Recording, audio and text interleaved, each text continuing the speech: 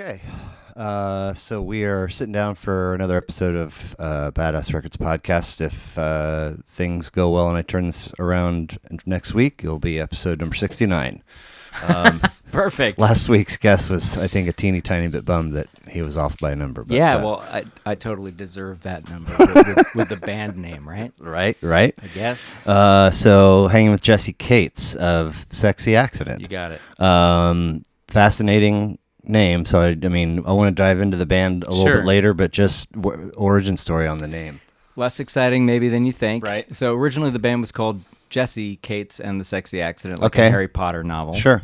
The Sexy Accident. Or an Elvis Costello outfit. Yeah, exactly. Yeah. The attractions or whatnot. 100%. I was totally thinking about that. So I worked with a guy who told me at a party once that if he had a band, he wasn't a musician at all, but if he had a band, he'd call it the Sexy Accident. And it stuck with me. And the project came before the name. And when I was thinking about, what to call the project, I remembered that conversation. So I called him up. I'm like, hey, can I steal your band name? You're not going to use it, right? Guy's name's John O'Shanis, great guy. Okay. And he agreed to let me use it as long as I give him one copy of Everything We Ever Do Forevermore, which I have honored to date. A physical hold in your hands copy? Yeah, back when it was all physical. Because we're talking, would have been 2005. Yeah, man. So just a little bit of poking around. Your digital footprint is very impressive. Thanks. I really...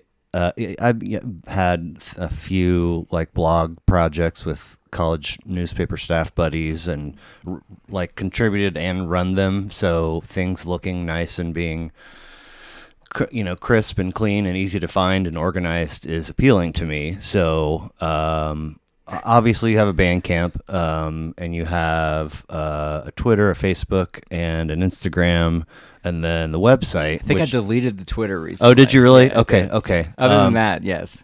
But but more importantly, the website has got a nice handful, 6, 7, 8 tabs, with bio and shows and merch, and the shows are archived with date and city and maybe even lineup. And I was like, look at that. Some of the lineups. Well, the lineups are there, but yeah. No, and that's nice for me because, when we hit 100 shows, I kind of saw it coming. I figured we were about there, so I figured out which one it was, and then we were able to talk about that, and that was fun, Right. Well, it's good stuff. And then, so you, the most recent thing, I think, has sort of had this tagline attached to it of also a card game. Yeah, so that was... kind of 3 projects ago, I think. I'm sorry. No, it's okay. It's okay. It's still, I don't know how to top it from the point of view of a physical thing, in this modern age. And it was so much fun to make. But yeah, I think it's the first time it was ever done. We released an album as a card game. Okay. Fully playable, 55 or 54, whatever it was, different card designs, rules. It's a lot of fun. Nice. It worked pretty well from the point of view of a thing that people would want, and so I'm almost out of them, which is nice. So how does the card game tie into the music? Yeah, so the music was okay. So I'm trying to remember the thought process here. The music was tight and compact and very poppy, which felt like just the right physical kind of heft and package. Or a card deck is this tight little thing. Yeah. They're not going in that box if you don't have them perfectly. Right, exactly. And I think maybe goes well with the record, but I think it really goes well with the band because we're all nerds. So we're all nerdy people. We play games. And the second I thought I'd played around with a couple different things. I knew I didn't want to do just a digital release. Didn't want to do a CD. Vinyl didn't feel like the right choice either because you cut out 90% of people, immediately. But everyone can do that. And I thought also that it would add a dimension to the enjoyment of the record itself because the way the game is set up, you got to play the songs of the record. That's your objective to score points. And you got to have certain band members and certain instruments to do that. So it kind of implicitly shows you okay, who's important to this song? And we did that accurately. So... And then you get to see who all the guest musicians were, which there were a lot in that record because each musician is represented and stuff like that. So cool. Could we have done it for another record? Probably, but it was a blast to do, and I'm really glad I did it. And like I Nice. said, I just don't know what to do to top that. You know, Yeah, I mean, for me, I think don't worry about it. Like That's fair. the next thing is the next thing, you regardless go. of how it's dressed, No, right? that's a good call. Absolutely. And yeah, I mean, like there's a dude on here, Josh Dubois, who does video editing, and he said, perfect. How did this go?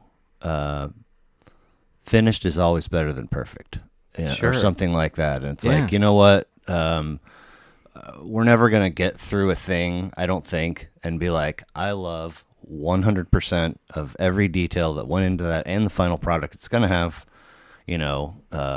blemishes or least favorite part, but you did it. Like Yeah. here, there it is, and what's next? Yeah, kind yeah, of yeah. thing. But are you Agree. born and raised KC? No, not at Okay. all.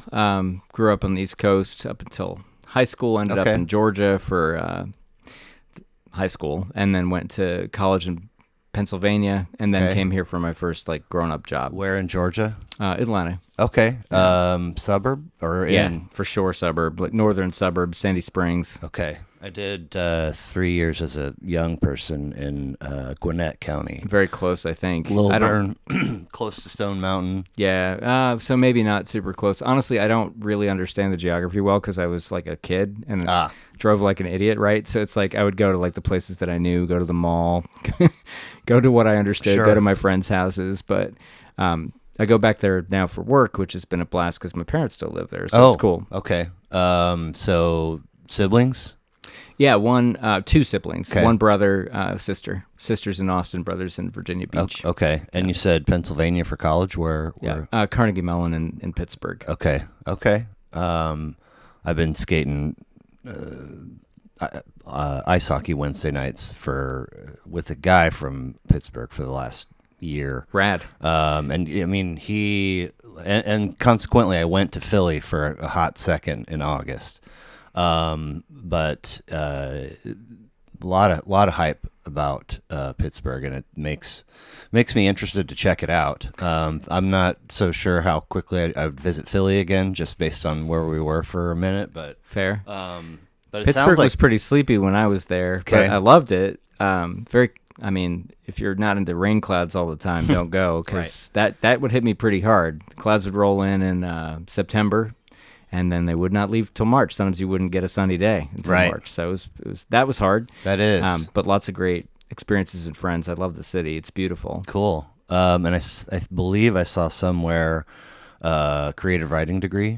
Yeah, so started in like computer engineering stuff, switched out of that into the writing, creative writing degree, and then did some grad school stuff. So that it's like I've always kind of been pulled in a couple different directions. Yeah. I did undergrad in psychology, but was like in communications a lot and taking a ton of literature classes and fluent in Spanish by that time. So Beautiful. obtaining a lot of Spanish. Anyway, I ended up minoring in literature and knowing I wanted to go to grad school, but it took me a while to figure out, am I going for writing? Am I continuing down? And I ended up doing the creative writing path at UMKC. Oh, cool. Which was fantastic. I mean, in terms of a tangible, like, was this worthwhile and valuable in the overall spend and what I'm doing with my life and how I earn? That's not registering anywhere at all. Sure. But on the other half of the spectrum, it was. I mean, I loved it. Like, I wouldn't trade it for anything. Yeah, well, and if it makes you who you are, that's more important anyway. You know. I think. So, did your folks put on music in the home when you guys were growing up? Yeah, very musical family. So my parents are divorced. My mom would make her own original songs and sing them into the night, and I'd kind of be like falling asleep listening to her on the piano. Cool. I've still got a CD of her playing from around that time, a little before I was born. Actually, it's not. Nice. It wasn't a CD originally, but somebody transferred it to one. Thank goodness. So I've got that. That was an early piece, and then my dad was a jazz pianist, so he took his college fund and bought a piano instead, to his parents' delight, you know, and trained for a while with some notable people in New York, I think, and kept up with that. Was in a rock band called the Decos in Wow. New Jersey, New York. Okay. That kind of like almost got signed a couple times. Oh, wow. Yeah, very good band. I heard he somehow got a couple or has a couple live recordings, and they sound awesome. Nice. And that's fun to listen to. Great singer, tight pop songs.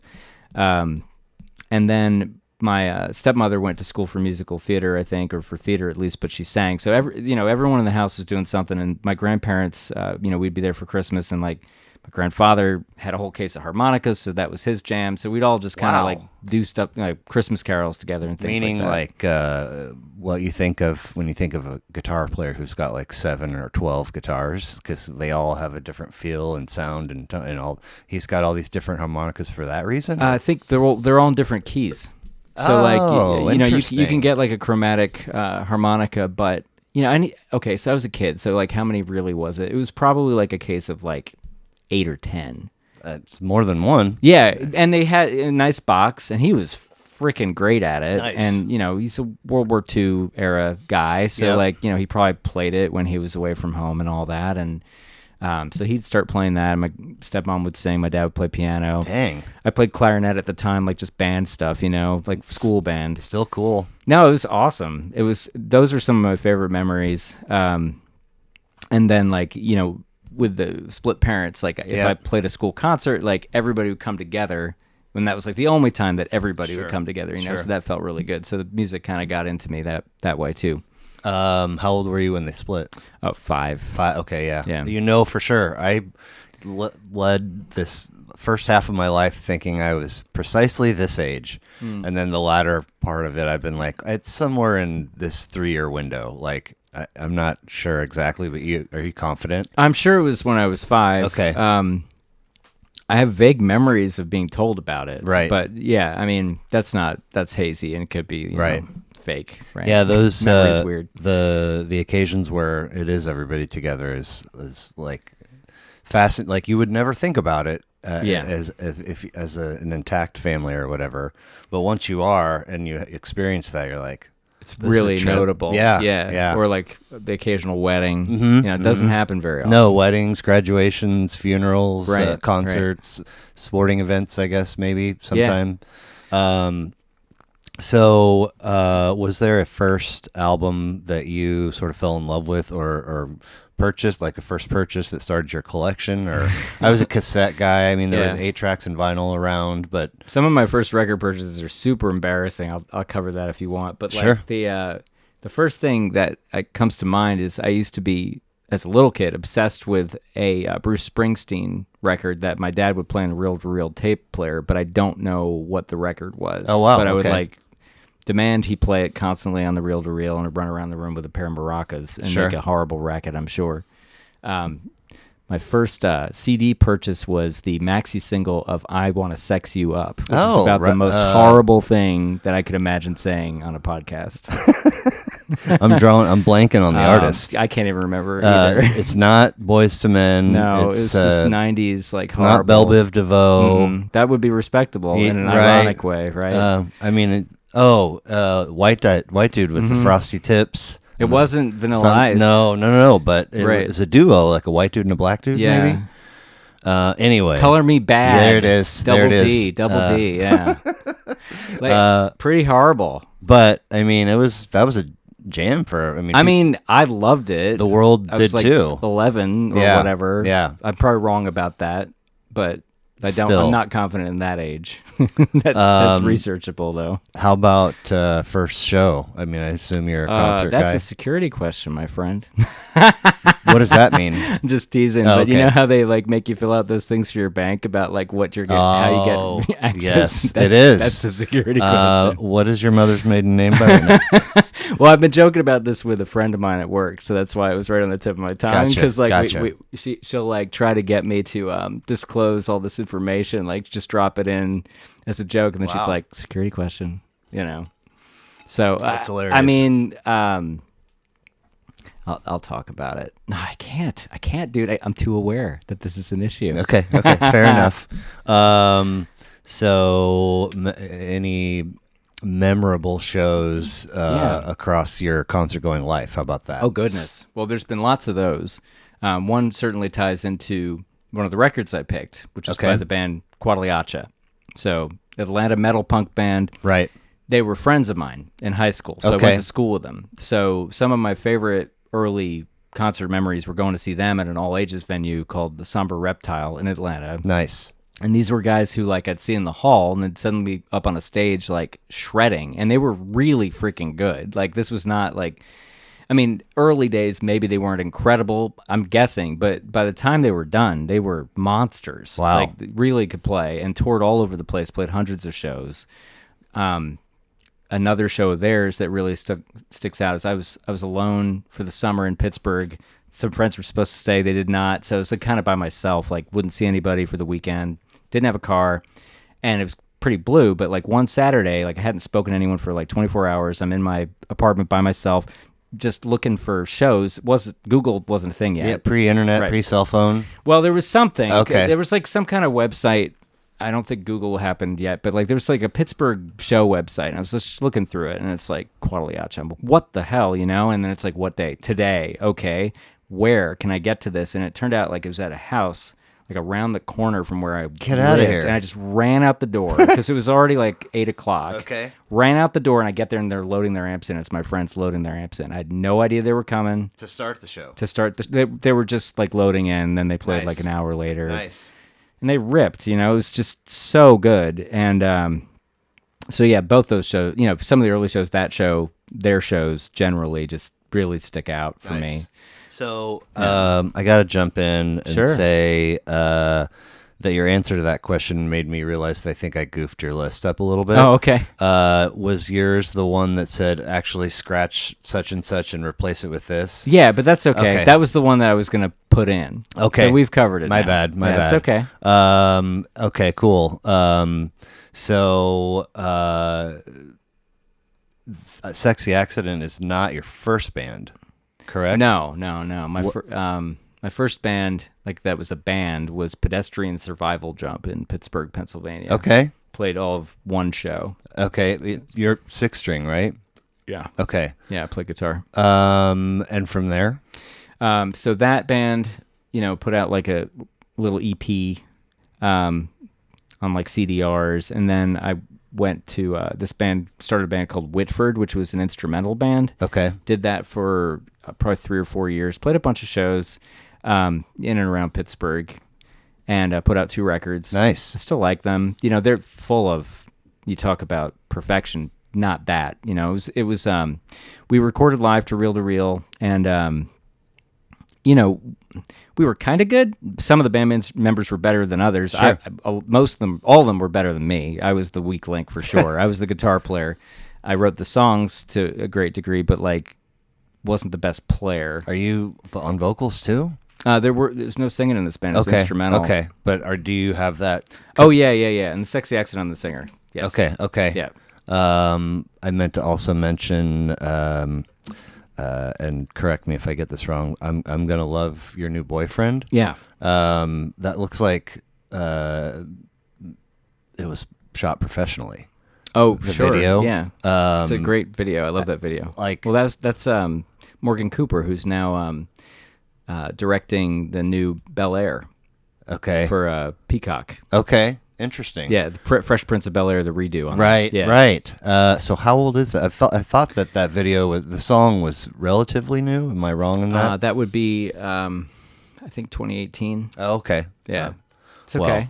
It's our biggest hit, so it comes up on the top of all the lists. There you go. Champagne There you go. and that's probably why you got the impression Champagne Baby Cakes was recent too. So yeah, that song, you know, somehow struck a chord in a way that nothing else we've done has. Like I uploaded it to SoundCloud like you upload songs, and I didn't think twice about it, and all of a sudden the next day it had 30,000 plays. I have no idea what happened. Right. Some editor probably picked it and put it out there. Yeah. That's got like, you know, 500,000 Spotify plays, whereas our next biggest song's got like 100,000. So Well, the channel that it's on has like 66,000 subscribers. Sorry. yeah, Friend Dog Studios. Yeah, absolutely, and and that then- helped a lot too. Those and then the guys were view great. count was like 20K plus. I mean, it was. Yeah, I did a double take. I was like, God. I mean, yeah. That whole So like you've got everything coming together there in this way that's kind of hard for me to tease apart because you've got these very talented people involved with the video. You got a song that was kind of lighting up on its own. You got the card game happening at the same time, which I do think got some attention. So just kind of everything hit on all cylinders at that moment in a way that hasn't happened since, and that's okay. It would be fun if it did, but, right? You know, it's.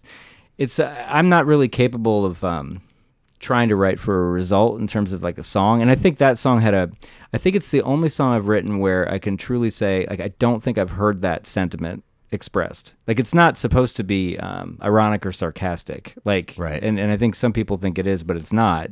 So it's like this sincere desire to actually appreciate someone that an ex now loves, you know.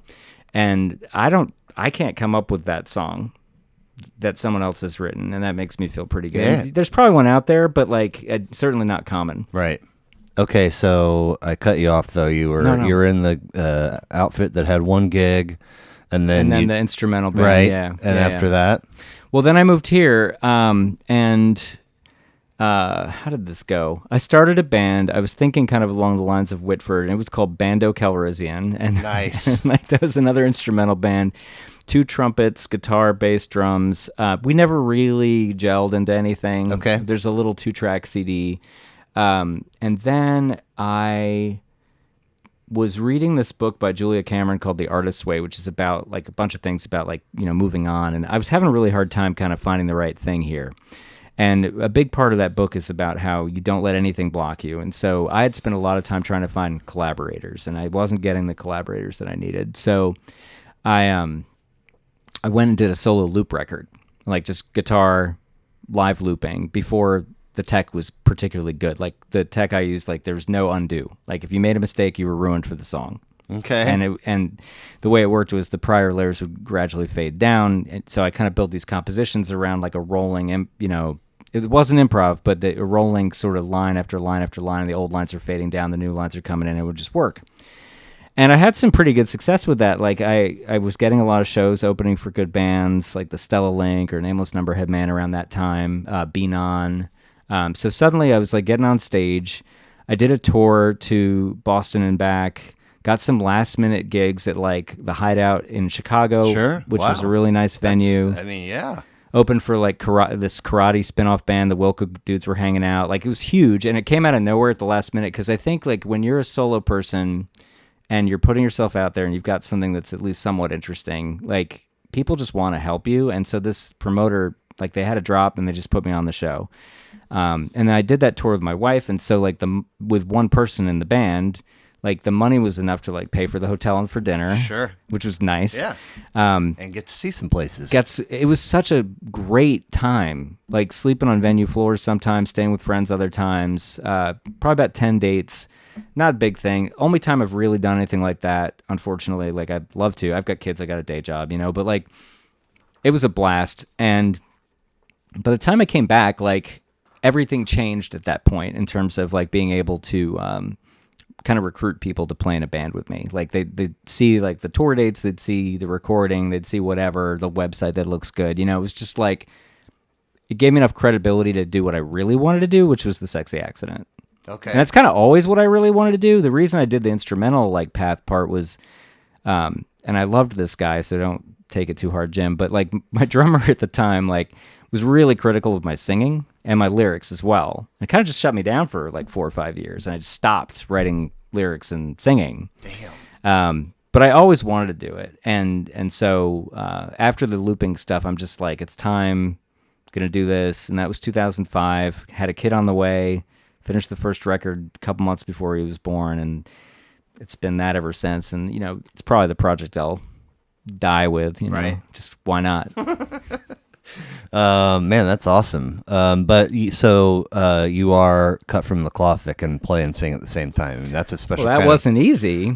You weren't always able to. You had to teach yourself. Well, I mean, there's strumming along, right? Yeah. And then there's playing complicated guitar parts and singing. And I've really pushed myself because for a very long time there was one guitar player in the band. It was me. And I wanted to write interesting guitar parts. So, you know, you're talking weeks for some of the songs in the earlier days. Like What We'd Do is one of our bigger kind of, nothing's a big hit, but like better known songs, right? More YouTube plays. It was weeks teaching myself to try to play that guitar line and sing at the same time because they have nothing to do with each other at all. Wow. And I'd have to go like super slow on the metronome and then sort of start getting it and then speed it up a little and speed it up a little and speed it up a little. And after about like a month, I could do it live.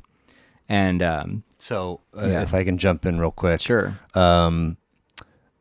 Where I'm going with this in my brain is sort of what we talked about before we were rolling about playing and learning an instrument or having an instrument and finding the groove of discipline and consistency. And to me, it was I was always waffling in writing. Like, when is put your butt in the chair every day is Sure. the mantra. What are you? Are you a nighttime writer? Are you an early morning writer? And like there's an absolute groove that you've got to get into, and you can sort of ride it for a little bit if you have, that discipline and the determination calibrated to the right points. So, spending a month plus on this with the metronome, are you sitting down every day, and are you evening? Are you morning? Are you all over the place? Well, and so we're talking at that point in the process, like we've probably already recorded it. So the thing is, like, we would prepare to record instrumentally. And so I could play the parts, no problem, with the band. And I could sing the parts, no problem. But when I have to do both together to play it live, now I've got to develop that. So like at the time, that was the process. It's different sometimes, but we had never played that material before we recorded it. So that was how it had to go there.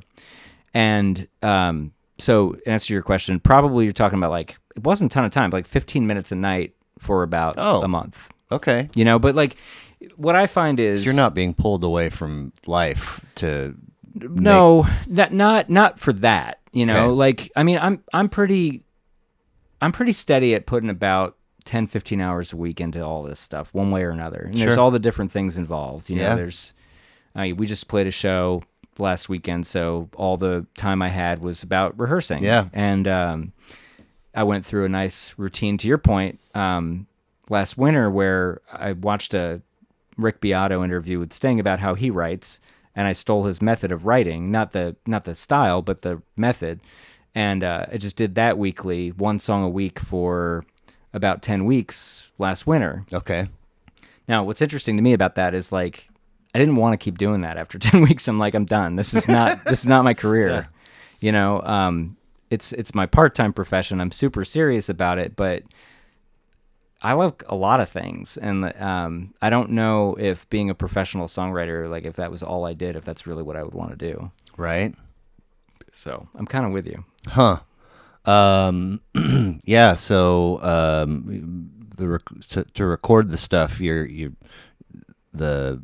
guitar parts get their own track, and then the vocals get their own, and then they get married, and then later to perform the gig, you got to teach yourself. Well, yeah, it can go both ways. I mean, we've had lots of times where we've been playing a song live for a year before we record it, and that's completely different, And then we historically have almost always tracked all instrumentals as a unit, as a live take, and then the vocals go on. So I like that live feel for the instrumental track. Almost all bands split at least the vocals apart from the instrumental tracking, although there are exceptions. But like,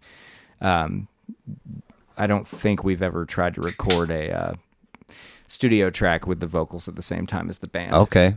So this gig that you had, that all of your time was going into rehearsing, you have a spot for that everybody has to come together for and like be organized? Oh, yeah. We rehearse in my basement and have done since I lived there, which is most of the life of the band. So yeah, we sonically that doesn't disturb the home life, or? Well, my kids have been sleeping through practice since like they were 3 days old. Wow. Including drums. Oh yeah. Okay. Loud as fuck. Yeah. So my older son, when he was very young, we went and saw a friend's new house, and they're just giving us the tour. He's about 3. Maybe he's probably a little older. He's probably 4 or 5 because he could run around. I don't remember how kids grow, but anyway, right? so the friend's like opens up the basement door. He's like, "That's the basement." He just takes off down the staircase, and they're like, we're like, "Toby, where are you going?" And he goes, "I want to see the band," because he just assumed that every basement in every house has a band in it. wanted to That's see awesome. which band was Right? in this house, you know. So they'll sleep through anything if you condition them. Sure. Yeah, man. So let's see here. Sexy Accident, birth date of around '05. Yeah. No more Twitter, but Facebook, Instagram, Bandcamp. The website is sexyaccident.com. Correct. Okay. And I think also thesexyaccident.com. I'm not sure. Both will though. take it. I think so. Perhaps. Okay. And that the website and the Bandcamp have merch links where one could grab one of the remaining card game. Yeah, I think I have 6. Okay. So is that a jump on deal that. where like you get dinged and now you've got to package it and ship it Yeah. yourself? Okay. Yeah. I don't have a team. Well, but I mean, if you got 15 hours to give, there goes one of them. Well, yeah, and and things go in bursts. So certainly, like getting ready for big record releases or doing a music video shoot, like the "I'm Gonna Love Your New Boyfriend" video shoot was a blast. That was, I think, most of my life for. There was a lot of planning, and that was more spread out. But then, like for the actual shoot, it was a whole weekend. In terms of tracking down lamps and light bulbs and stuff, and at that point we knew where we were going to go. But the shoot itself was, I think, 14 or 16 hours straight. Went over on time in terms of what was expected. Sure. The almost entirely volunteer cast was very gracious to stick it out. Yeah. I mean, that's a kind of gratitude that doesn't come around in that particular packaging often. So once there, you kind of got to bathe in it. Well, and I got to credit Friend Dog Studios with that. So those guys are brilliant. They're geniuses. So they have a million friends. So Ben and Brian. Cool. And they brought the extras. They made that happen, and it was incredible. And that was another one where the same kid I was talking about who ran down the staircase, like he hung out with me all day on the shoot. So he got to see that, and he's really into film production now. Actually, I hadn't really put that together until the second, but he watched Morgan Cooper and Morgan's crew who were doing the shooting. This is your boy? Yeah, it's my Okay. son, watched it happen. Cool. And so we hung out together for the whole shoot. And because I was just an extra. So it's really nice to... I like the videos because the way I've approached them to date is you find really talented people, you put them in charge of it, you get the extras, and we've usually hired like lead actors. And it's not really about me anymore. Like they've got their own concept. I'll provide feedback on it, maybe some input, but like... It's the only thing that I really let the other people run with. Okay. And it's been great. Yeah.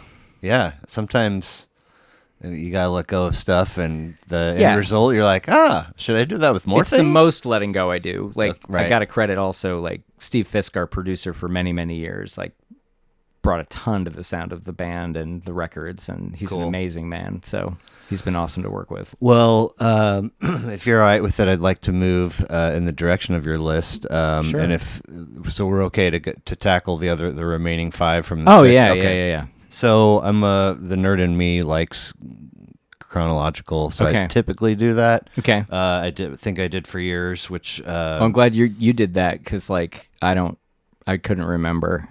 Yeah, right. Yeah. It just sort of helps me frame. Sure. Like, some people are like 1970 all the way up to 2022, and some people have. I think this is a spread, but it's not that wide. Right. But we'll start in 1991 with Seamonsters by The Wedding Present. Right, which actually for me would have been a later discovery. But, sure, of course. But of yeah, course. sure, we could talk about that.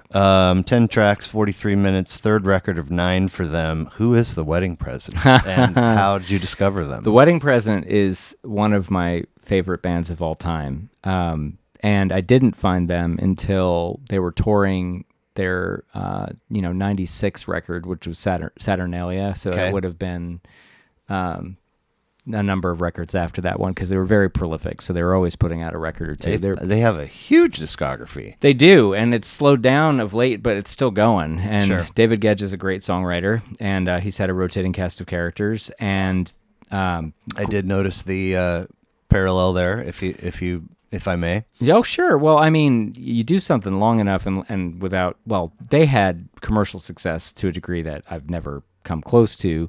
I will say Sexy Accident has had and I don't want to jinx anything, but we've had a really stable lineup for the last 6 or 7 years. Oh yeah, absolutely. It took a long time to kind of figure out like what I really wanted to do in terms of how to manage and run the band and what was actually working versus what I wanted to be working. And that took years to figure out. Yeah. Like, and I changed a lot in the time period. Of course. You know what I mean? Because you're talking about like an 18-year period, right? So from...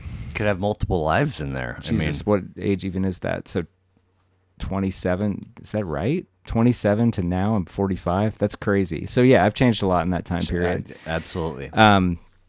But the wedding present, so I think a friend of mine in New York who's been a big influence on me musically generally because he had his own band and I loved that he did that and I admired that and I could have easily picked one of his records for this, but he had learned of them through college radio and I'd listened to a couple records and then went to a show in New York. It was one of the most memorable shows I've been to. I think it was the first time I, as like a young adult, went into Manhattan to see a concert. Oh, wow. Which was really exciting. I still wasn't of age to drink or anything like that, and I don't drink a lot anyway, but like it felt like I was a kid in an adult space. Like we were tramps. It was packed. They were on stage. They fucking rock live. They blow the doors off. Nice. They're amazing, you know? And this band that I'd already appreciated a little bit after seeing them live, I'm like, I'm in love with this band. So I just started tracking down everything. And at that time, it was all CDs. And there was a record store in New York called Other Music, which was across from Tower. So you had these two record stores. Tower was like the big one with all the mainstream stuff. And then Other Music defined itself basically as everything that Tower doesn't have. And they would have, you know, at any given time, 6 or 7 wedding present CDs. And so every time I'd go to, you know, and a lot of them were like little obscure singles or whatever. Every time I go to New York, I'd just crawl through that listing there and at the other couple small record stores, buy whatever they had, you know, bounce my checking account, whatever I needed to do. Literally did that a couple times, buying their records. And that record, when I first spun it was like dark and felt kind of quiet and I was like, I don't really get this, and then realized you just have to turn it up and it's enormous. It is one of the most massive sounding guitar records I've ever heard. It's produced by Steve Albini. He's the guy who went on to do In Utero and a number of other things. In that window, was that the situation where they started with somebody in Nirvana and then brought in Albini because it wasn't... No, I think it was started with Albini. Okay. And my guess is that his approach was a little too raw for this big platinum selling record. I feel like maybe though he might have also been like, no, this is the right move for them to use. Oh, absolutely, yeah. So Steve Albini, I mean, I don't really know him. Right. I've recorded at his studio. I sat next to him on a couch for 20 minutes once while he watched a documentary of some kind. Really deeply respect his skill. He's incredibly competent. Love watching his YouTube videos, but I don't know him personally. But absolutely, I've heard him say the same thing about that situation. Okay. Yeah. Well, Dalliance is the lead off track, and I thought like, sometimes, you know, I think more often than not, erroneously, you get a chunk into a lead-off track, and you're like, oh, this is the feel for the whole record, which is silly, but sometimes it's just a knee-jerk. But there's, like, noteworthy transitions just within that song. It's incredibly dynamic. Shit, wow. Dynamic moves are huge. Yeah. Starts really quiet, gets really huge, recorded over 6 days in Minnesota in the winter, feels like it, sounds like it. I would have loved to have seen that band at that time because they were playing through like dual amp setups, so everything was monstrous from a dynamics perspective. The drums sound amazing. Love the drummer. Steve Albini to me is like the best engineer to ever record drums for rock band. You know, really? Okay, I think so. Nice. Just sounds incredible, and that whole record through and through, I just obsessed over and like tried to learn all the guitar parts. Cool. And to this day, like, some of my approach to rhythm playing is like that kind of thing, like in terms of how he plays rhythm guitar, you know? Yeah, it's like, I was like, I'm not sure what we're getting here, right? Velvet Underground, Weezer, post-punk, like hint of grunge, like it predates a lot of that, though, is the interesting thing, because at 91, I mean, you're talking MC Hammer, you know, so it predated Nirvana, predated... well, I just mean in terms of, you know, what can I connect? What is for me, not to say, chicken versus the egg. Oh, I'm just trying to credit it as well. Right, Because I right, think it kind of absolutely. foreshadowed a bunch of stuff that happened without ever really getting credit for it. Right.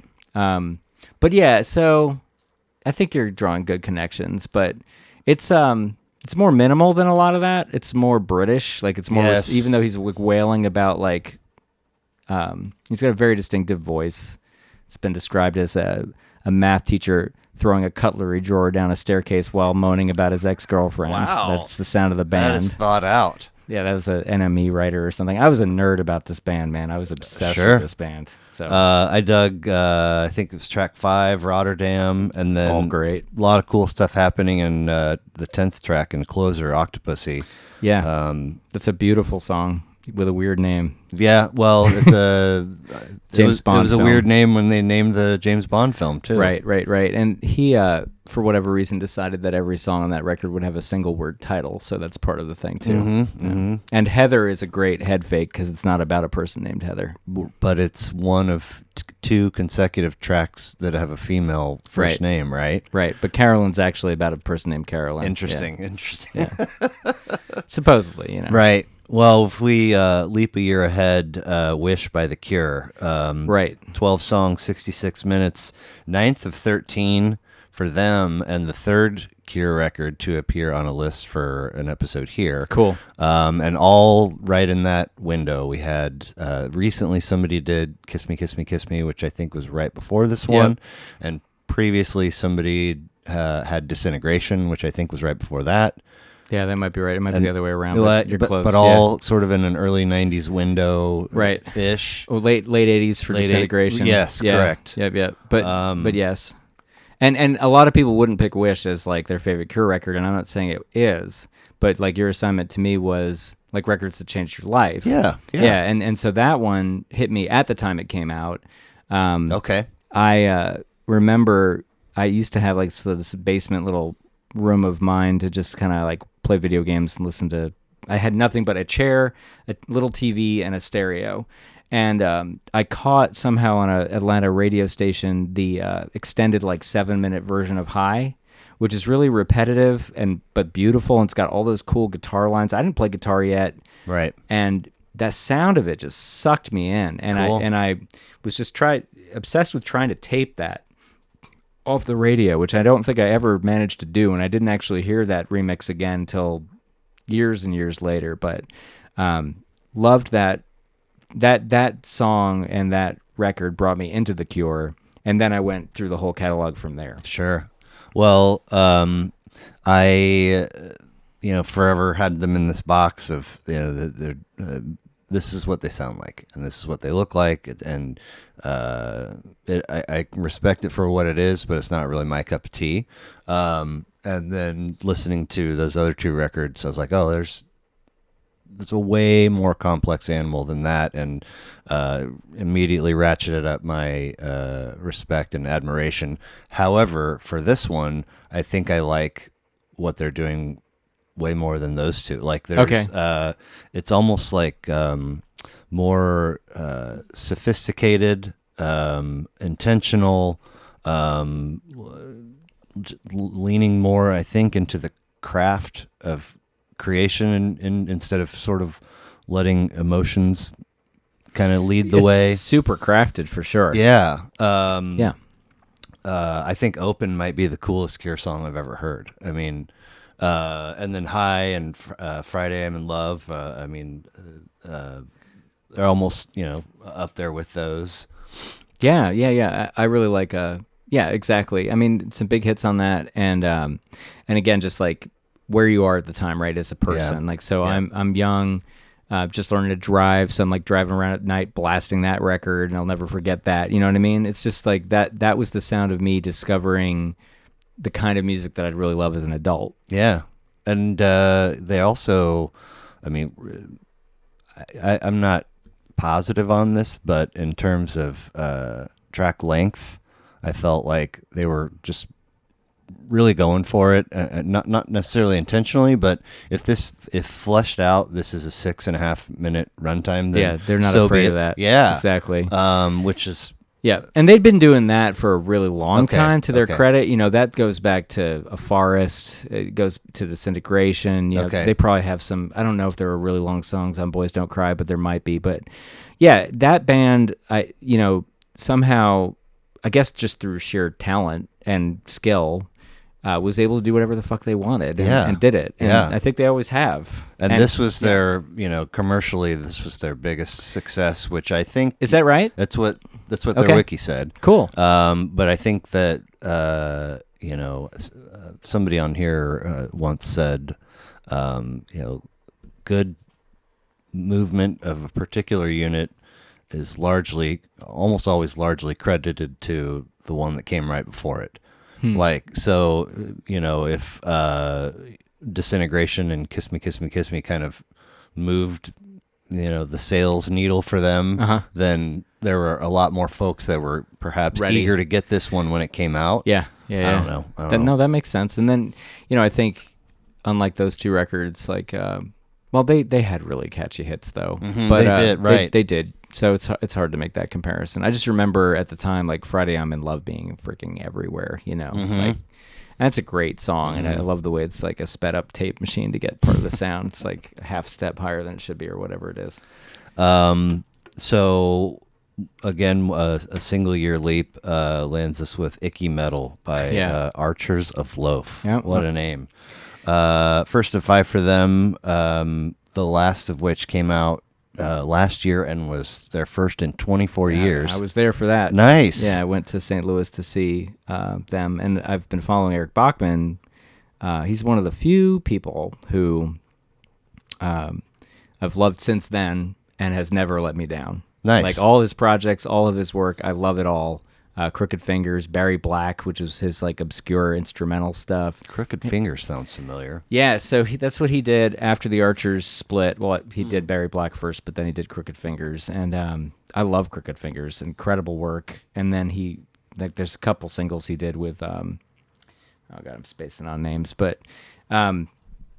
his everything he does, I really like it. Okay. Almost exclusive, with no exceptions. And so seeing the Archers come back was really fun because they were another band that some of my first concert experiences were like driving from Atlanta to North Carolina to go see the Archers. Okay. Like a anti-Jesse Helms rally thing. Like this would have been in 96, 97, something like that. And I've seen Eric in Pittsburgh. I've seen him here. Seen him everywhere. I know I should know who Jesse Helms is, but he was a senator from North Carolina. Oh yeah, and The Archers did not like him. Okay. And I agree with them. Let's see here. 13 tracks, 38 minutes. Really raw and energetic, and back to like, talking about the Cure doing what they want. Like clearly the Archers are doing the same thing. Yeah. Eric had this weird way of tuning his guitar where he put the high E next to the deep E. And so there's just a particularly aggressive and snarly and bright, clangy guitar sound, which sounded amazing. And just the vocals, the energy in the vocals, the lyrics is perfect for like an angry, for no good reason, but just like full of testosterone, right? Like 18-year-old boy like me at the time or whatever. So it was perfect. Web in Front's lead-off track got college radio airplay and was on an episode of Beavis and Butthead. Yep. And was part of the Mallrats soundtrack. Yeah, that's right. Yep. Which made me want to dig up both, but I ran out of time. But You and Me is awesome. There's a cranking, crispy transition at the minute mark that just, it was a fantastic song aside from that. But Fat, a minute 18 of just awesomeness. I like Might a lot because it's so unabashedly like, I'm trying. Like I always, I don't know. I felt like when I was a kid, like it was cool to be like, you're not trying. You don't care. Very Gen X, And I think I gravitated to bands that were singing about how they did care and they were trying or they loved things or they were just passionate about shit. So The Wedding Present would fall into that category. The Cure would as well. And so would The Archers of Love. Yeah. Different ways, different flavors. But I loved that about them. Yeah. There's kind of an interesting heavy shoegaze finish to the record, which is a term. Yeah, I've listened to Loveless, My Bloody Valentine for yeah. years and years, but I didn't ever know that was a genre or a category or whatever. But sometimes To me, that is that genre. You know, there you go. Them and like Slowdive, I guess. Okay, nice. And a lot of other bands that now talk about being that, but like, yeah, for me, like that. If you listen to nothing but Loveless, you got it. You're good. You're covered for shoegaze. There you go. Okay, so from 93 to 95, Longfin Killie's Houdini. Yeah. Which first... and did not hear that personally in 95. That was much later for me. Sure. Yeah. But I mean, I go immediately to, if it's not Scottish, it's crap, the Mike Myers. Yeah. Remember that? Yeah. For sure. And then Killifish is, I guess, a species of fish. I guess so, yeah. But, I should know that. But I couldn't take the, being the word person that I am, I couldn't take the name and like parse it out. Yeah, and like give it a visual. And so I saw that, and it's just see the longfin killie. It's a kind of fish. Yeah, I guess. Yeah.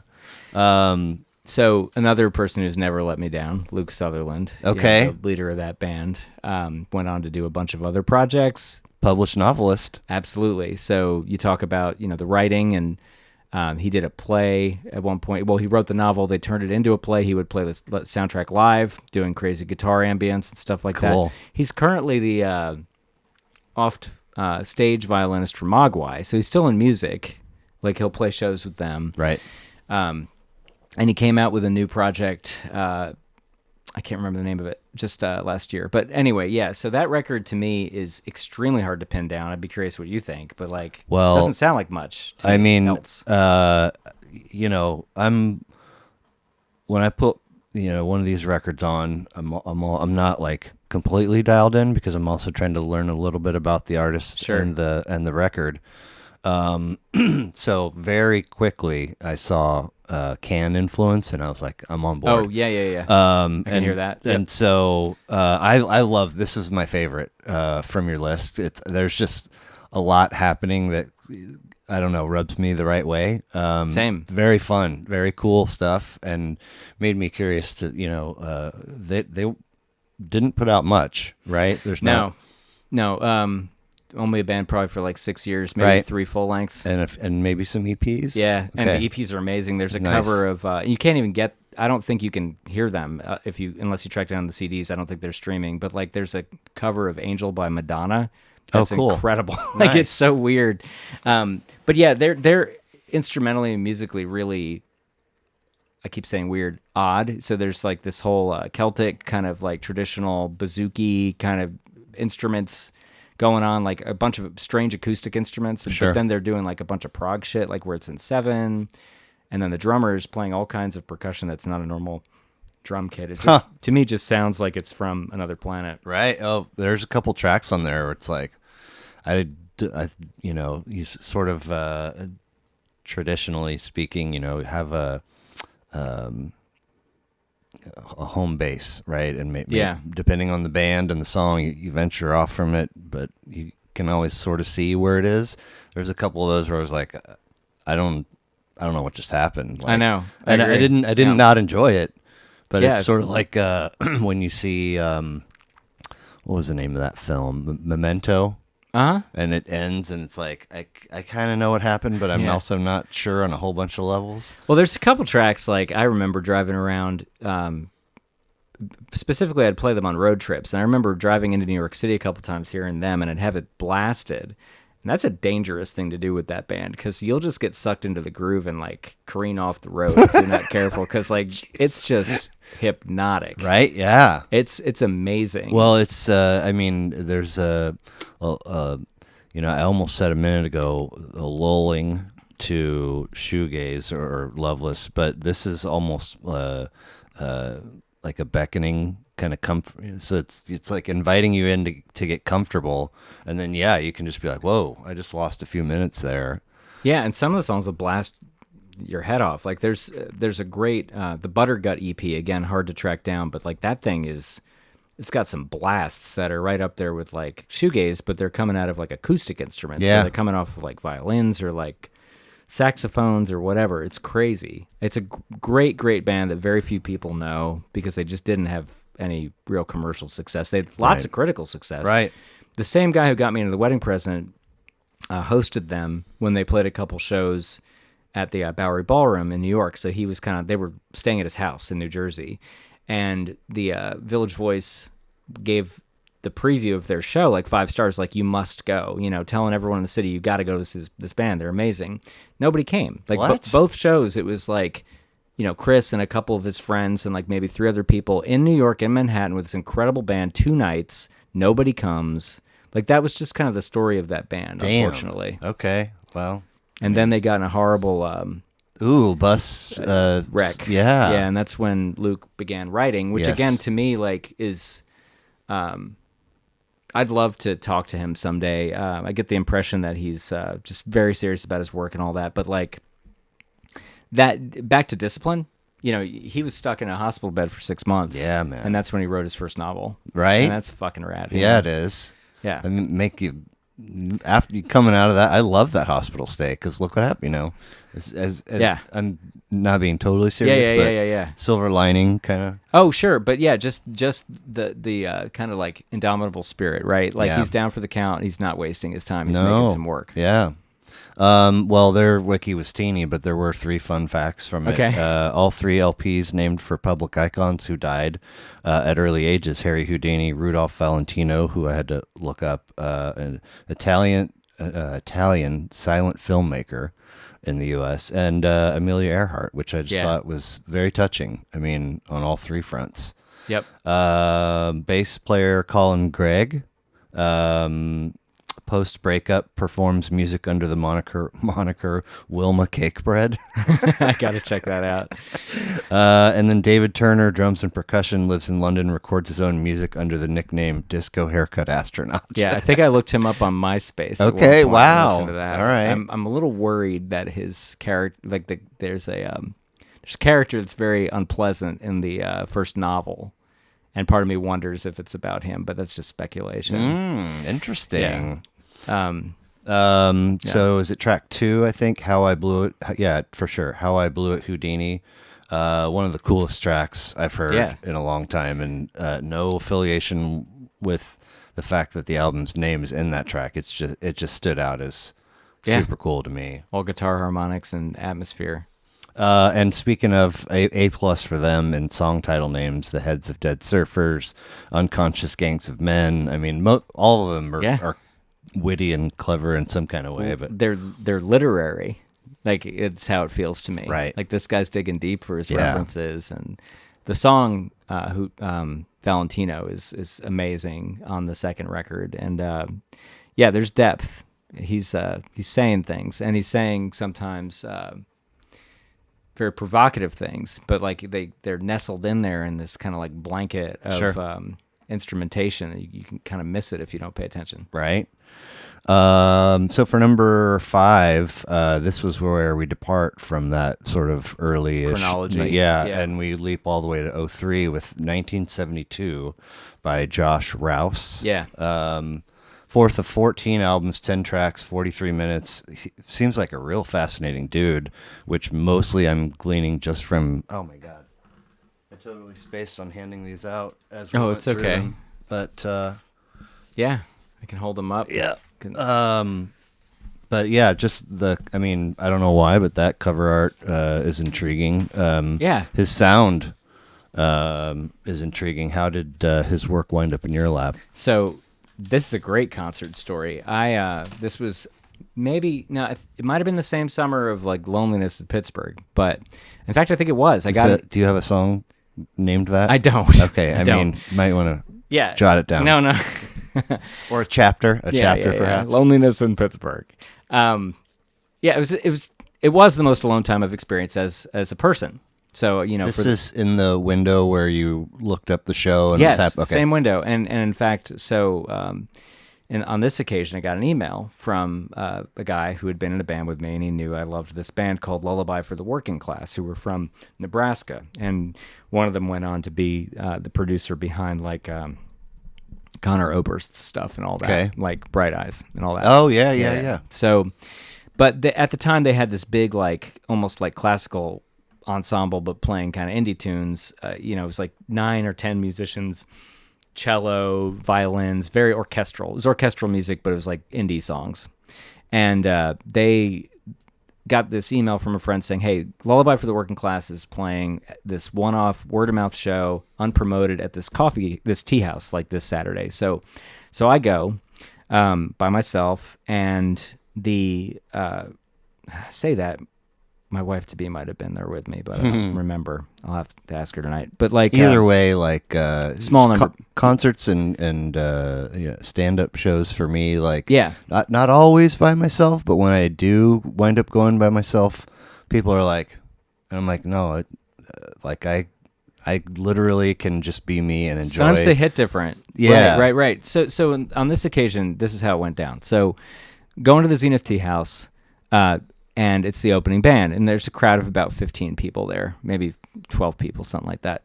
Josh Rouse is sitting there. He's touring for his first record. I'd never heard of the guy, didn't know him at all. He plays this beautiful set, and that first record's amazing. So he's probably like 20, 22 years old. He's sitting there with his acoustic guitar. He plays the entire set with his eyes closed. What? And he just sings and plays so beautifully. Yeah, He's I can just see it. focused on Wow. performing. Really quiet, nylon string guitar, I think. Okay. Maybe steel. But he plays the set, and it's incredible. And it really struck me. And when he's done, he gets off the stage, and the entire audience, other than me, gets on the stage, and they are Lullaby for the Working Class. So basically, Nebraska. Yeah. They have Nebraska ties, right? exactly. Okay. I think that's right. So Josh's first record was called "Dressed Up Like Nebraska." Yeah. Exactly. So it turns out, that the entire audience was me and maybe Stephanie. I can't remember, but maybe the people running the coffee shop, like 2 people. But from that moment, I followed him, and this was still in the days of promo was they'd send you a postcard. So it's like, here's Josh's second record. So then I moved to Kansas City. I lose track of all that. I listen to his records when I come across them. I don't hear about this one when it comes out and stumble into it a couple years later. But Jesus, it's incredible. It really is. It's a great, great, great record. Like the groove of it, the sound of it. It's a concept record. It's set kind of in that time with that vibe of like the early 70s. The bass line in Comeback that is like one of the best bass lines I've ever heard. No disrespect to the bass line, but I felt like that was perhaps the record's strongest track. It's a great song. It was beautiful. Especially as a person who had struggled with low sunlight in Pittsburgh. It's like right. I understand what he's saying about. Well, there's some. Yeah. You mentioned the bass line. There is some funk in that track that you don't really get, I think, elsewhere in the record. Yeah, absolutely. No, to this day, I send that bass line to bass players in the band, being like, "Do stuff like this," And they're like, "Fucking with this guy already." Well, no, Mac was telling me, he's the bass player in the Sexy Accent. He's telling me the other day he listens to it all the time. He's got it stuck in his head. He loves it. So. Yeah. Sometimes it sticks. I also liked Flight Attendant, track 8. Is Yep. that right? Track 8, and then Rise as track 10 was a great closer. Again, I felt like I was interested in listening to this because the dude looked fascinating, the story looked fascinating, and I didn't get anywhere with that. I thoroughly enjoyed the listen, but the curiosity is still the same. I'm still intrigued to know more about the story, so I might check out, if nothing else, is it Dressed Up Like Nebraska? Is that what? Oh yeah, great record. That 1972 is great. They're all great. I mean, I feel like this is my favorite. It was, I think, the biggest commercial success too. Not that matters. Is he still gigging? I saw him here at Knuckleheads last year. Okay. He came out. He lives in Spain now. Oh, that's right. So he doesn't come back all the time. Yeah, a lady friend and a kid, perhaps. I think so. Something like that. I don't know a lot about him personally. He was just a chill guy. Yeah. I introduced myself nice. at that show. Good for you. I think I shook his hand. He's like, "Yeah, we're just not very formal tonight." It's cool though. Yeah, it's cool.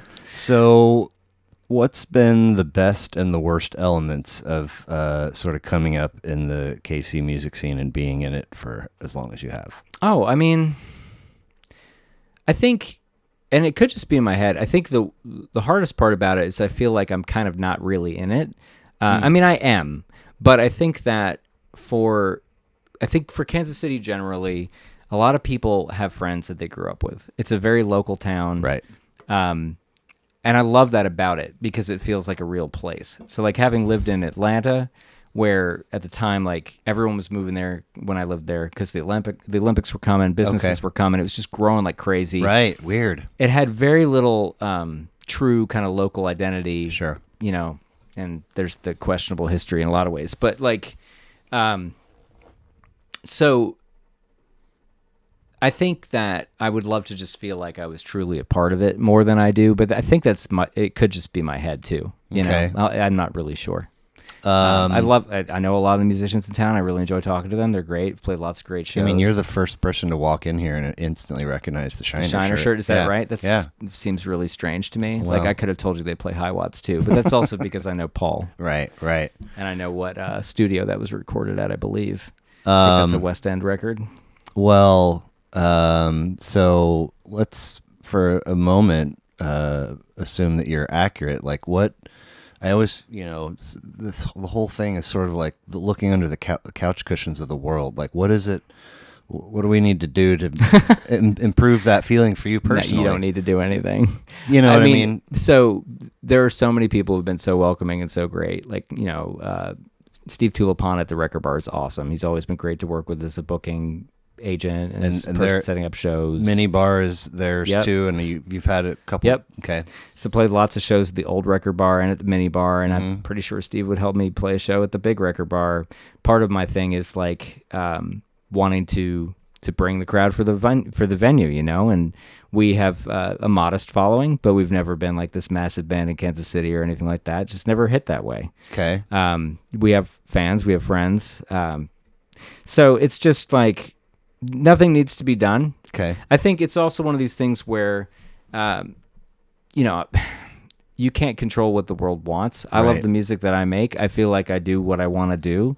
It just may not be what the world wants in the same way it was for like some of these other bands, or maybe it's not as good.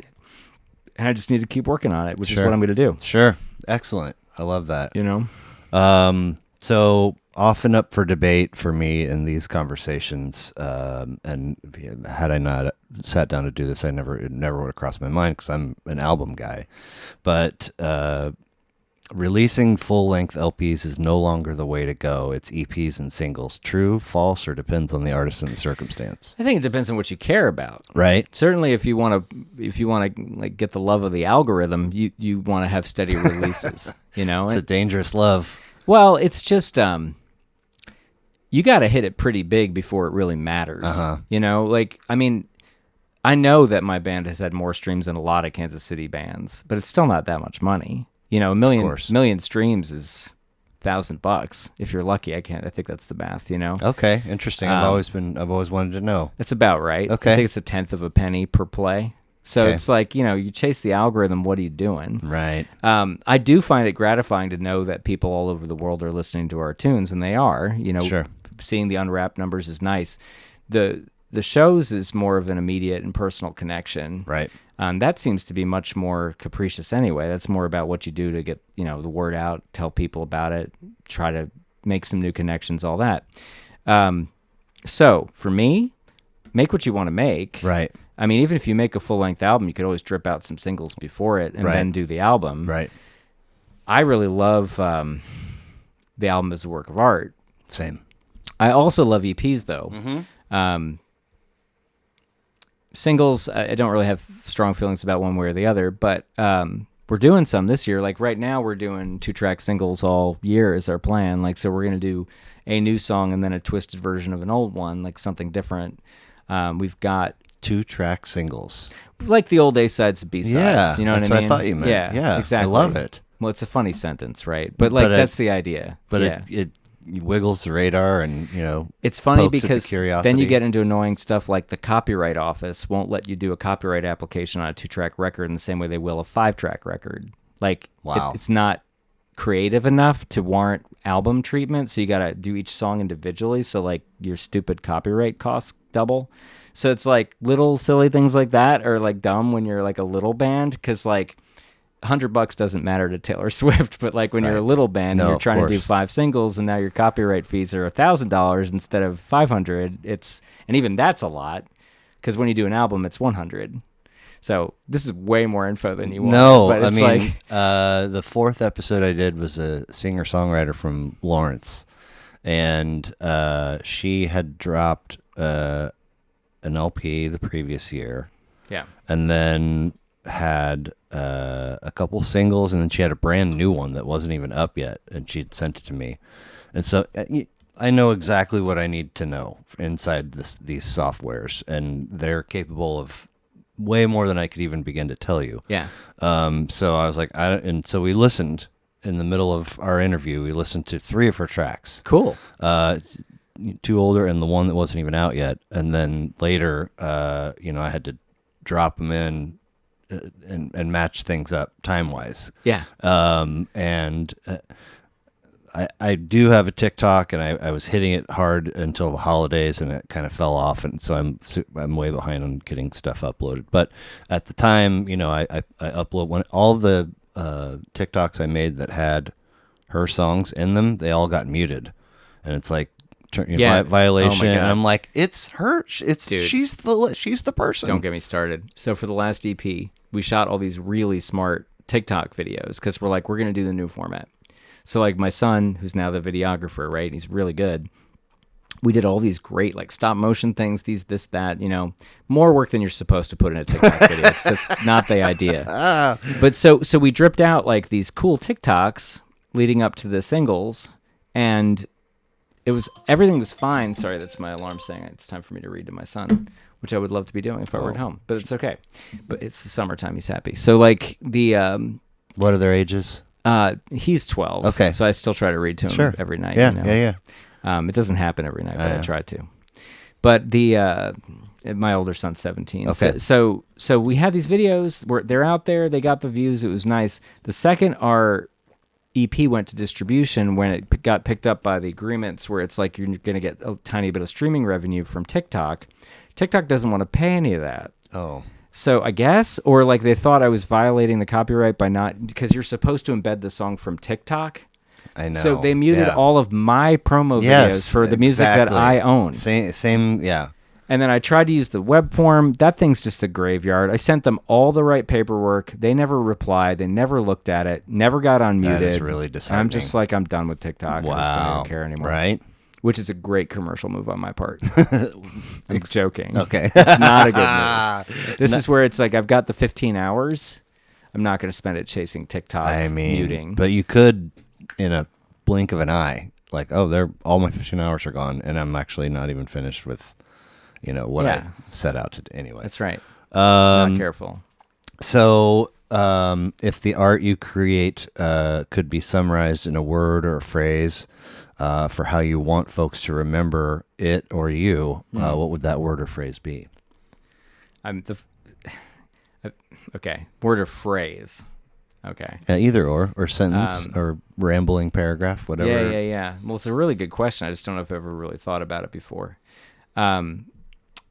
I've described my band before jokingly as the sound of overthinking. Nice. We're very careful. We're very meticulous and thoughtful. There's not a lot of spontaneity. Well, again, the digital footprint or fingerprint or whatever speaks to that. I mean, yeah. Well, and also, you and I were talking before the show started. That's what I do in a way professionally too. So it's hard for me to not care about getting that at least decent, right? So, and I say that, and then it's like, oh, don't look at this work, folks. It's not good enough. But like, I think that thoughtfulness and the detail orientation is important to me. I try to get all the details right. I try to really care, try to put a lot into it. So it's never for lack of trying. Right. I think it's back to these selections we've talked about. So much of what I appreciate, this record, Josh Rouse, like this is a immaculately put together record, very carefully. Seamonsters it's got a lot of juice in it, and it's off the wall. But like that band is about minimalism. So a lot of it's not a complete through line with these different things, but I think there's a lot of care that goes into my records. And I think that's the heart of it. What is the little bit of phrasing on the Archers of Loaf cover. Oh, what does it say? I don't know. This space, I forget it. Spot reserved for studs to sell. See, they somehow were able to. I think they're different. I think like there's a couple things about this band that are really cool. One, they've never had any bandmates change. They've played a million shows. They toured relentlessly and somehow managed to stay really good friends with each other. And Nice. That's just really cool. Yeah. You know? Yeah. Yeah. So they're able to be silly and somehow also just like, I think people like that. Absolutely. I think being like I am about records is probably not what most people want. What do you but mean? That's okay. Like, you know, well, I shouldn't say that. There's all kinds of things out there. I'm more like Steely Dan than I am like the Archers of Loaf. Meaning like you want it crisp and perfect and all. Not quite that, but not that far off either. Okay. I think you're right. Okay. I think you're right. So advice for the musician that has just today realized this is what I'm going to do, and I'm going to sit down. I'm going to, plaster myself to this craft, and this is my dream. What do you tell them? Yeah, well, I mean, there's a world of difference between a person who does that and pursues it as their life and a person like me who pursues it as a really passionate, serious secondary career. Okay. You know what I mean? Mm-hmm. But I'm highlighting this on purpose because I think that it's important to recognize that there is a difference there. Yeah. And for me, it's important to pay respect to the musicians in Kansas City who do that, who have committed their lives to it. And there's a lot of them. And that's a different world than the world that I live in. Okay. And it should be. Yeah. And I just have tremendous respect for that. And so I will say, being on, 25 years or whatever into my choices on my career or whatnot, just note that there is a difference. Yeah, I guess maybe that's the answer is Yeah. ask yourself which one of these Absolutely. do you want to be? Absolutely. Like you can be a serious musician and make great work as a part-time pursuit. And that's Sure. what I've done. And I think I've done it really well for what I can throw at it. But if you want to commit your life to it, you have the potential for very different outcomes that I think are really hard to get to if you're trying to part-time it. And I don't have regrets about my choices. I really don't. But it's, I have friends who've gone the other way, like the folks in Of Tree, like Laurel Parks is Okay. a super competent, talented violinist who's got a number of projects. Of Tree is just one of them. The Wires is another. And she's also got like an entrepreneurial violin lesson business called Drunken Fiddles. You should have them on your show. I was just getting ready to ask, do you think they'd be... Oh, yeah. Ben Okay. and Laurel are amazing people, and they would have lots of interesting things to say, and they're super, super accomplished. And, that's... So Sasha Groschang, who's Laurel's partner in The Wires, like the two of them, they have a level of skill and competence that I can only... It's like a remote impression of it's the shadow on the object, right? It's not the thing. So I think that, yes, long-winded way of saying absolutely think about it and fucking go for it if you want to. Yeah. Because like a quote that I took from Jim Carrey documentary when he's talking about his father who is a failed salesman, and that was some kind of compromise because he loved music, was that you can fail at a compromise too. Sure. And that's important to remember. Yeah. Wow. Go for the thing you want. Right. So complete this sentence for me, if you would, please. The world would immediately be a better place to live if only... Oh, God, I am so bad at being on the spot. The world would be a better place to live if only, or what was the phrasing? Yeah, exactly. The world would immediately be a better place to live if only... We had berries year round. I'm a big berry fan. Okay, all the So, berries. I just, when mulberry season comes around, it's time for me to get up in the trees. Like, Really? yeah. Okay. Now, I mean, I don't climb them, but my Right. family and I went up to Parkville. There's this strip by the river where there's a bunch of mulberry trees and they all taste different. And I'm so freaking into this. It's ridiculous. So like, strawberries, blueberries, mulberries, it's berry season. Now, of course, if it happened year round, I probably wouldn't be so into it. Right, So, of course. I don't even know if Something I'm to right. look forward to. Exactly. I mean, you putting them in pies and doing all kinds No, of... I just eat them. Okay, I'm going to okay. eat them right away. Nice. $85 million in inheritance tomorrow, first move, and how different, if at all does your life look? It would be different. I love my job. I have great people that I work with. I don't think it's probably what I would choose to do. Like if I really just didn't need money at all. Right. First move would be to pay off the house. Second move would be give the kids college funds. There you go. Third move, and I've thought about this because I need to think about these serious possible eventualities. You know, this is real stuff, man. I could just win the lottery anytime, especially since I don't buy tickets. Right. I think I'd try to get rid of a lot of it as fast as I could because, like, I've seen up close what it's like to try to walk among normal people when you're wealthy. I was never this wealthy person, but I had a friend in college who was. He could never tell who his friends were. That's not fun. No. So I've listened to podcasters talk, specifically about that very thing, but with fame. And when you reach a certain level of fame, like you literally don't know what normal is anymore because nobody treats you normally. Right.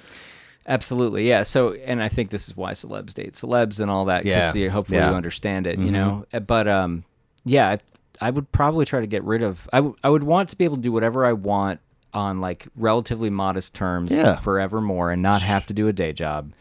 And I would give a bunch of my friends checks and just be like, all the money's gone. Here's your part. It's over. Yeah. It's done. Don't ever talk to me about it again. It's all gone. Yeah. I gave it to charity and to you and to other people, and it's gone now. You'll get that, remember that 3-tone doo-doo-doo when you would call a disconnected number? Yeah. That's...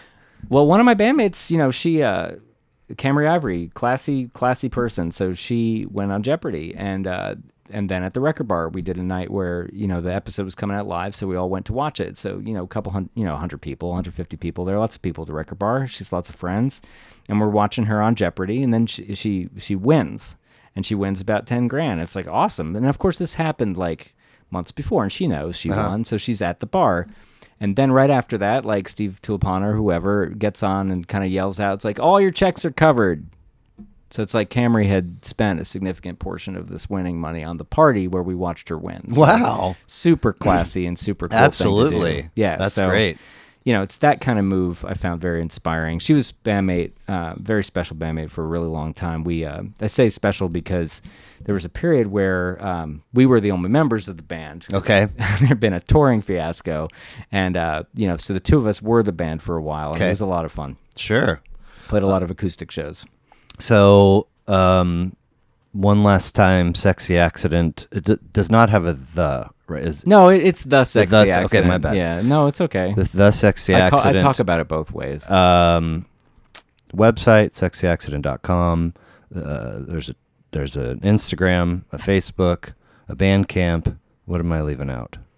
Oh, I think you got it. I mean, Instagram's out there. Sure. But the Bandcamp's got the full catalog. Most of it's on Spotify and the rest of the services, but everything's on the Bandcamp. Cool. And everything's available through the website. Right on. Well, I really appreciate it. As you're 17 and 12, I'm 12 and 9, and there's awesome. A lot of pieces to juggle with sports and social calendars, and this is the first full week of summer, so now the pool's part of the mix. And hell yeah. All of the stuff. So I appreciate the time. I know it's hard to come by. Appreciate it, man. I appreciate the invitation. This was a blast. Cool. Thank you so much. Thank you. Appreciate it. All right. Cool, man.